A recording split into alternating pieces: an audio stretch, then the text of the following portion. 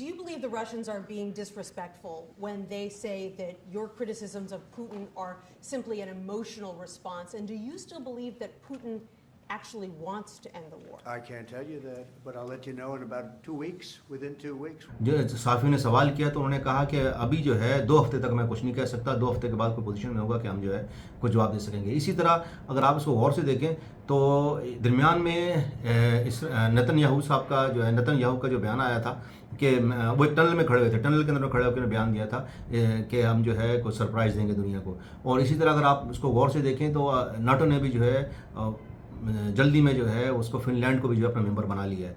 इसका मतलब ये है कि ये चीज़ें पहले से तैयार थी, उनको पता था कि किसी तरह जो है रशिया को टेबल पे लाना है ताकि वो बात कर सकें।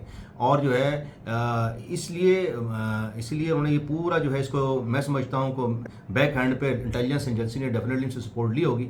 और इस अटैक के बाद जो है रशिया को वो चाह रहे हैं कि टेबल पे लेके आएँ और इस मामले को ख़त्म करें। लेकिन रशिया देखें जी जो ये यूक्रेन ने जो कुछ अटैक किया है रशिया पे वो अकेले नहीं कर सकता।